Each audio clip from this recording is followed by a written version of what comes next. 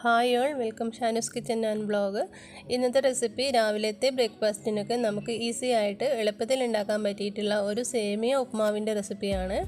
അടിപൊളി ടേസ്റ്റാണ്. അപ്പോൾ നമുക്ക് വീഡിയോയിലോട്ട് പോകാം. എങ്ങനെയാണ് ഇത് ഉണ്ടാക്കുന്നത് നോക്കാം.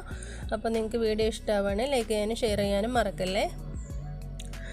അതിന് വേണ്ടിയിട്ട് ഞാൻ കുറച്ച് സേമിയ ഇവിടെ എടുത്തിട്ടുണ്ട്. വറുക്കാത്ത സേമിയ തന്നെയാണ്. പിന്നെ സവാള, ഇഞ്ചി, പച്ചമുളക്, കറിവേപ്പില, കാഷ്യൂനട്ടും ക്യാരറ്റും അരിഞ്ഞു വെച്ചിട്ടുണ്ട്.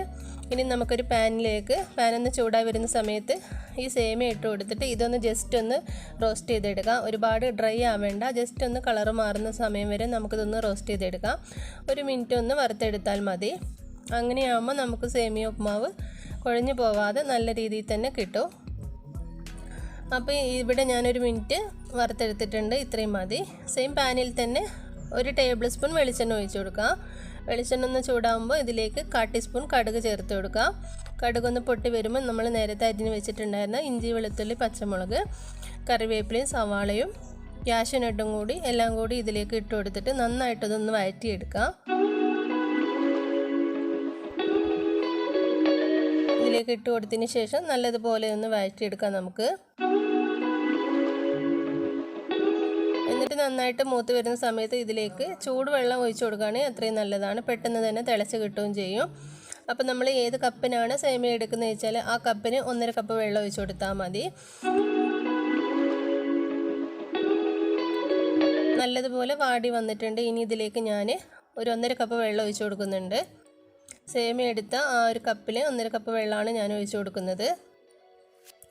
നന്നായിട്ട് തിളച്ച് വരുന്ന സമയത്ത് ഇതിലേക്ക് ആവശ്യത്തിന് ഉപ്പും കൂടി ചേർത്ത് കൊടുക്കാം. ചൂടുവെള്ളമാണ് ഒഴിച്ചു കൊടുത്തിട്ടുള്ളത്, അതുകൊണ്ട് തന്നെ പെട്ടെന്ന് തിളച്ച് വരും. ഉപ്പും കൂടി ചേർത്ത് കൊടുത്തിട്ട് ഇനി നമ്മൾ വറുത്ത് വെച്ചിട്ടുണ്ടായിരുന്ന സേമിയ ഇതിലേക്ക് ഇട്ട് കൊടുക്കാം. എന്നിട്ട് മീഡിയം ഫ്ലെയിമിലിട്ടിട്ട് ഒരു 10 മിനിറ്റ് ഇതൊന്ന് വേവിച്ചെടുക്കാം.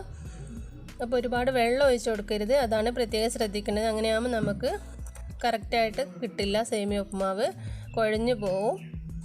ഇനി നല്ലതുപോലെ ഇളക്കി യോജിപ്പിച്ചതിന് ശേഷം മീഡിയം ഫ്ലെയിമിലിട്ടിട്ട് ഒരു 8-10 മിനിറ്റ് നമുക്കിതൊന്ന് ഇളക്കി കൊടുത്ത് ഒന്ന് മൂടി വെക്കുക എന്തെങ്കിലും ചെയ്യാം.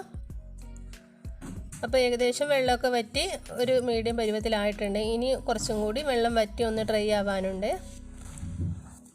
ഒരു മിനിറ്റും കൂടി നമുക്കിതൊന്ന് മീഡിയം ഫ്ലെയിമിലിട്ടിട്ട് ഒന്ന് കുക്കാക്കി എടുക്കാം. അപ്പോൾ ഒരു മിനിറ്റും കൂടി ഞാൻ നന്നായിട്ട് ഇളക്കി യോജിപ്പിച്ചതിന് ശേഷം ഒന്ന് മൂടി വെച്ചിട്ടുണ്ടായിരുന്നു. എന്നിട്ട് നല്ലതുപോലെ വെന്ത് പാകത്തിനായിട്ട് ഇവിടെ നമ്മുടെ സേമിയ ഉപ്മാവ് ഇവിടെ റെഡിയായി കിട്ടിയിട്ടുണ്ട്.